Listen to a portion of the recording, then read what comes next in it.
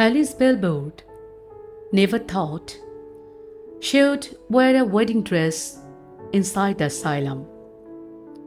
And Frank Tabasco never thought he would wear a suit in it either.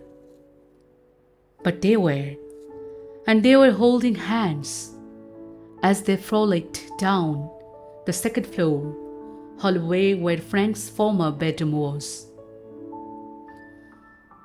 Alice's hem of her dress flowed in the current that their running made, and fluttered down ever so slowly when they stopped at the end of the hallway to catch their breaths. "Oh, Frank, I can't believe we are doing this," Alice implored in between gasps. Her voice was stuck inside a kind of prayer. Frank sidestepped to face her, and an altar could have appeared then, breaking out of the tiles of the hallway floor to assist in their matrimony. He took her other hand. "We're doing this, Alice, right here, right now." His voice was not unsteady like hers was. As her chest undulated, it seemed he didn't have a breath to catch. His smile was steady while her rows of teeth disconnected in a drawbridge of long wind. It was like wind going in and out of a castle, therefore the castle would never die with such airflow. She never breathed like that when the asylum was in operation. They had started their frolicking from the third floor hallway where Alice's former bedroom was. It was an unconventional wedding. Their destination, the cafeteria on the first floor, was still another staircase and another hallway away, and Alice was already on the verge of being out of breath. It was a wonderful sensation, though. Before they turned to the staircase leading down into the first floor hallway, Alice's eyelids went into a slant of worry. "How are you doing on your med withdrawals?" His doe-wing eyelids batted worry off. "I'm fine," he answered. "You are not lightheaded or anything?" "Alice, I swear I'm fine." He squeezed her hands, an action that appeared sedating to her. He shook his head. "This is the happiest day of my life." She smiled, her drawbridge teeth closing. "And you?" he asked. She shook her head, closing her lips in a kind of mischievous way, but still smiling. "Let's go then," he said, leading her to the staircase. He kept an eye on the hem of her dress to make sure that she or he didn't step on it on the way down. It slid down the steps effortlessly, just as dresses are intended to. He took away the asylum's stale and clinical atmosphere, seeing the white tapestry of her dress flow down the steps. The sunlight breaking through the shattered windows in the stairwell made her dress all the more enchanted. The lights that no longer worked inside the asylum couldn't take away the aura that the sunlight gave her dress. Gone were the days of white lab coats. Here were the days of Alice's wedding dress. She held the railing while he held her hand. "Watch your step," he muttered. She didn't reply because she was focused on the steps as well. They made it down and crossed the first floor hallway where the more serious cases of patients used to be roomed. It was empty now. Every door to every room was ajar, like confessional booths that haven't been used in a long time. The bride and groom frolicked right past the rooms. They went at a slightly slower pace than they had on the other floors, but broke into a home run sprint halfway down the hall. At this, Alice erupted in laughter. Frank smirked. He looked to the side to see her mouth open and her eyes squinting in close as if they were running into a sprinkler. But all they leaped into was all the sunlight that finally flooded the asylum. They stopped in the doorway, light on their backs, as if it was the entrance to a church. Oh, but no chapel could compare. The cafeteria was their chapel. They stopped to marvel at it despite having eaten there so many times before. It was ominous to see it empty. Nobody sat at the tables. Specks of glass glimmered beside the shattered windows. Silence had the eerie way of being actually heard, making its way inside the cafeteria, moving like lost fog on the surface of a swamp. Alice's eyes made their darting all along the empty cafeteria. I wonder where our bridesmaid nurses are, she inquired. She inhaled a heavy breath and exhaled it, remarking, "It feels we are the last people on earth." She felt Frank squeeze her hand, perhaps his way of telling her that they might as well be. But then his hand slipped out of hers, and she was watching him span the cafeteria. He stopped on the other end and collapsed his hands together over his waist, standing the way a groom does, and he gave her a knowing smile. She smiled back and wandered up to him, even though she didn't have a bouquet. "Alice Billboard?" Frank said to his cracked smile. When she got to him, "Do you take me to be your wedded husband?" "I do," Alice said with a bobbing of her head. "And Frank Tabasco, do you take?"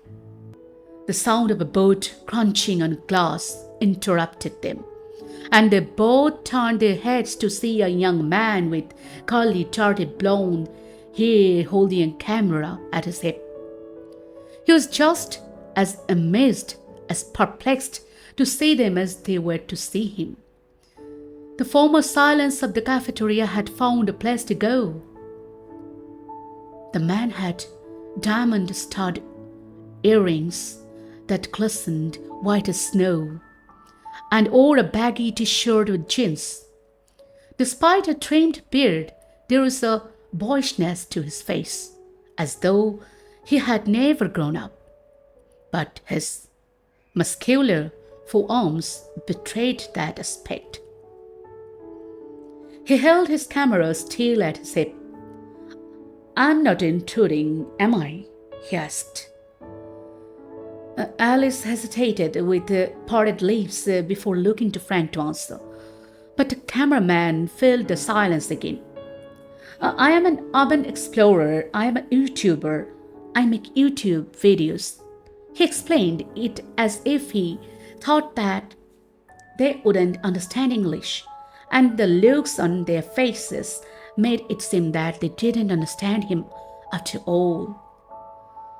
"I figured I would check out this asylum today." Neither Frank nor Alice replied.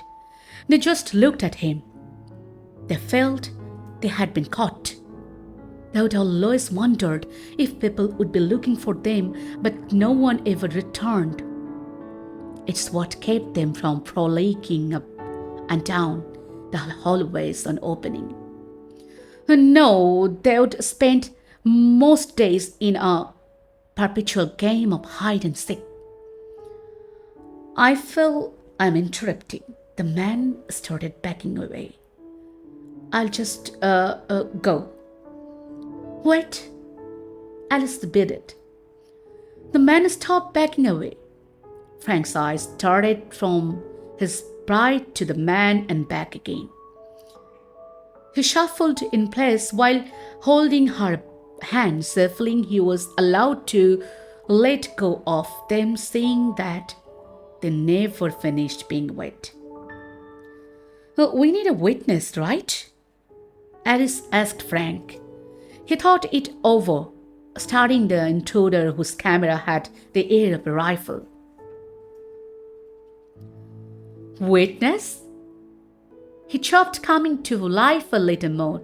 Wait, are you guys getting married? His face broke in excitement. No way. Frank and Alice looked at each other, then back at him. I guess we could use a witness, Frank muttered. Do you guys want me to sell like the thing? The man asked. We're gathered here together like that stuff they say at weddings. Frank and Alice shared another look before Frank asked, Do you know the words? From like movies and stuff? He answered, I think I do. He slouched down to whisper to his camera. See, this is what you never know might happen when you go urban action skies. He put his camera down on a table, made sure it was facing the bride and groom, and jogged over to stand with them. This is so cool. Settling in the wake of a murmur in his jaw. Join hands, you two, he said boisterously. Even though Frank and Alice were already holding hands, they looked at him, an unexpected minister. He looked too young to even be a minister. We are gathered here today to wed. Alice billboard, Alice said, then gave Frank the chance to say his name as well, and the man continued. Dearly beloved, we are gathered here today to wed Alice Billboard and Frank Tabasco in this absolutely very cool abandoned asylum. Do you, Frank Tabasco, take Alice Billboard to be your lawfully invested wife? I do. And do you, Alice Billboard, take Frank Tabasco to be your lawfully invested husband? I do. Her eyes and a smile beamed. She squeezed Frank's hands. And by the power invested in me, I pronounce you husband and wife. You may now kiss the bride. The YouTuber declared and took a proper step back. They leaned into each other and caught each other's lips as eagles catch each other's talons in midair. Their lips moved just as whirlwindly before disconnecting with a wet pop. The YouTuber wanted to clap, but he didn't. He kept his hands locked behind his back like a child who was trying to be a beacon of good manners. He smiled when he saw the newlyweds smile at each other, and such a happy smile unlocked him. You know what? The YouTuber only clapped his hands together once. Why don't I treat you too to a wedding lunch? Oh, but you have already done so much, Alice said in a delightful protest.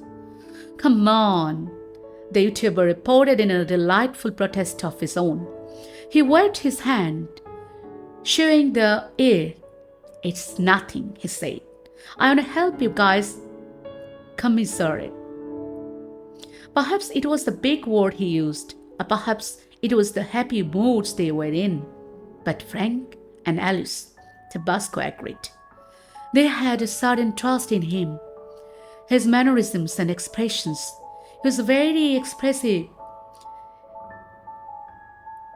very genuine. His eyes had a bulge to them, keen for noticing details in abandoned places, and he sure did find the most interesting thing he had ever found yet in any abandoned place. A man in a suit and a woman in a wedding dress marrying each other in an abandoned asylum. When he first heard their voices while he traversed the first floor hallway, he thought the asylum was haunted, and discovery of them was so great that it almost cracked his camera lens. And then his camera lens would have looked like some of the windows that didn't completely shatter out of their pants. Something about it surely cracked his heart. The scene of them in the abandoned cafeteria had sizzled his heart. It had nicked it like a mistake making by a sculptor, a beautiful mistake. He offered to put music on his phone and leave the cafeteria for their first dance. Frank said he could stay and watch if he wanted, and Alice asked him to put on a 1,000 Years by Christina Perry. All of this done, and the first dance commenced. The YouTubers dove a smile, baked in the sunlight that swam into the cafeteria, and the music box figures passed by his face when they swayed and circled and orbited on the tiled floor. All right, the YouTubers sprang up, clapping when the music ended, and when the hem of Alice's dress finished flowing and settled down. You guys hungry? A little, Frank excelled in synchronizing with Alice, excited. Yes. Do you have a headache, honey? Alice whined. Frank rubbed his temple a little, but just the usual. You guys get headaches? The YouTuber asked, an alertness in his big eyes. I do sometimes, although he gets them more, Alice answered. We're coming off the meds they gave to us. Wait, you two were patients here? There was another silence in the wake of the YouTuber's question. Alice and Frank looked at him with the answer in the lost world eyes. He asked another question. What happened to all the other patients? Night of that tremendous thunderstorm, Alice said in a hushed voice. Some of the patients panicked and ran out. They broke the windows and everything, Frank added on. Wow, and you guys been staying here ever since? You never left? The YouTuber asked. He sounded like a kid hearing the original version of a fairy tale for the first time. He looked and saw the newlyweds like they were a shuttered Disney movie. Real people behind magic animations. Alice nodded. Why would you two stay here? He asked. Because, Alice answered, no chapel could compare. All right, my headaches got a bit better, Frank said. He looked to the YouTuber, and the YouTuber saw the groom half close his eyelids as if to hold something in his head at bay. Are we getting dinner? Frank asked. Yeah, definitely, the YouTuber nodded. Frank told the YouTuber to be careful of the glass as they started exodusing out of the cafeteria and out into the asylum parking lot. The YouTuber turned his camera off to save the battery, as he put it, and he did this while Frank helped Alice over the bits of glass. Alice jumped in place when they were outside in the parking lot.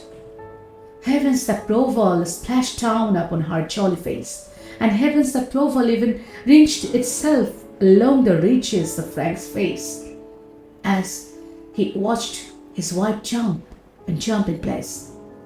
Her shriek of excitement echoed out onto the field that surrounded the asylum, the desolate brown field. Not a car was parked out there, not a carriage was drawn up to take the newlyweds away. But there, Sheffer, the YouTuber, hobbled out of the cafeteria with his camera like a slung rifle.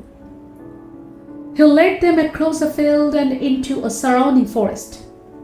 Frank was worrying about Alice getting mud on her dress. But the forest was dry, and all there was on its floor was that orange wake of pine needles. It was a much prettier surface for her dress to slide across than the asylum's tiled floors. Still, Frank assisted her as they followed the YouTuber to the woods and to his car that was parked on the side of the road. Both Frank and the YouTuber helped Alice get into the backseat in a way where her dress wouldn't become snagged in the car door when it shut, and all the cats approved of this as they chirped their congratulations. Ah, you like the car, right? The YouTuber said as he got in the front seat amongst the sound of the newlyweds buckling up. I got this when I hit 750,000 subs. But Frank and Alice were a little too stunned to speak. They didn't know what to say, so all they did was hold hands in the back seat. You guys want to go to McDonald's? The YouTuber asked, bringing the car onto the road. Alice gasped. I love McDonald's. I haven't had it in forever. That's okay with you, man? The YouTuber called over his shoulder, to which Frank nodded. All right, the YouTuber said, letting the car pick up speed. And me? Because of the asylum's remote location, it took about 20 or so many minutes to find the nearest McDonald's, which was conveniently situated near traffic lights. The YouTuber pulled into the parking lot, which was appropriately filled, and Frank got up to help Alice out of the car. Her delight hadn't vanished at all. She hadn't seen the colors red and yellow since before she was admitted into the asylum. But admittedly, an anxiety started to overtake the newlyweds as they followed the YouTuber up to the front door. He opened and held the door for them. They entered. A few patrons were eating as employees busied themselves in the back amidst the demands of the manager of the drive-thru. The smell of fries coming out from their bath of grease flushed itself against the newlyweds and put them in a kind of stone-cake state. The YouTuber ordered 2 fish fillets and then stepped back to let the newlyweds order but it took a great difficulty for them to speak. Alice held Frank's hand as she started for a Big Mac, and Frank asked for 2 cheeseburgers in a short tone that sounded like he wanted to get it all over with. His face was almost red, having to speak to the person behind the register. But the employee at the register didn't really pay any mind to this and just typed in their orders before scurrying to the back of the kitchen after the YouTuber paid. Minutes later, the wedding party shuffled over to a table at the glass wall outlooking the traffic lights. Alice stopped her face with surprise. Her cheeks popped out. Frank took great large bites of his cheeseburger, but did so slowly like a brontosaurus might. The YouTuber was seeing the remnants of the newlyweds' asylum table manners. He thought it made them look like an adorable and discoordinated couple. For a moment, he imagined them in their 60s or 70s, sitting down to eat breakfast or dinner with the same mannerisms they were displaying now. It made him feel lucky to have been there to see the two marry, to help them marry and take them to McDonald's. Alice elbowed Frank Tabasco. A male voice came. The wedding party looked up from their food and white and yellow wrappers and little burger boxes. Alice and Frank were still chewing when they saw the police officer looking down at them. He looked down at something on an iPad he held then, looked back at the newlyweds. Aren't you aware you are considered missing persons in the state of Maine? Frank swallowed a big and dreadful gulp. Alice did the same, nearly choking, and coughed before she spoke to her anxiety. My name is Alice Tabasco. The police officer's partner moseyed up to join the scene. The YouTuber was dead silent. He was stunned. His mouth was open. He wanted to say something, to say anything to defend his new friends, but he couldn't. The police presence was too overwhelming, a venom in the excitement of the day. Can you come and speak with us, please? We can wait until you are finished eating, if you would like, the officer's partner said in a chippy manner, speaking to the newlyweds like they were kids. People have been very worried about you, no? The officer said. A lot of people have been looking for you guys. Alice gave Frank a "What will we do?" look, but was only met by a vague expression of defeat in her husband's eyes. And it wasn't one of his headaches. He moved his head slowly to meet the officer and officer partner's glares and explained, "We are not missing anymore, officer." "We have never been missing," Alice agreed with a slight shake to her head. "All right, we can clear that up," the officer agreed. Or it sounded like he agreed. "Like we said, just come talk to us when you have finished your meal." They were not so hungry anymore, but there was still some kind of hope in them that made them trust the officer and his partner. So they got up, shuffled out of their seats, and were brought outside into the parking lot. The YouTuber watched the officer take Frank to one end of the parking lot, while his partner took Alice to the adjacent end. His eyes darted from conversation to conversation. Sad parallel scenes in a silent film. He watched Frank stand in silence as Alice seemed to be desperately trying to explain something to the officer's partner. But both the officer and his partner maintained disbelieving looks despite the newlyweds' attire. They were just patients. Other patrons in the McDonald's started watching as well, especially when Alice started to cry after the officer's partner said something to her. It was some long explanation he gave, one that upset her. She turned around, biting on her nails, to see Frank, but Frank had his back turned to her and was listening to the officer explain something to him as well. The YouTuber went home that night alone.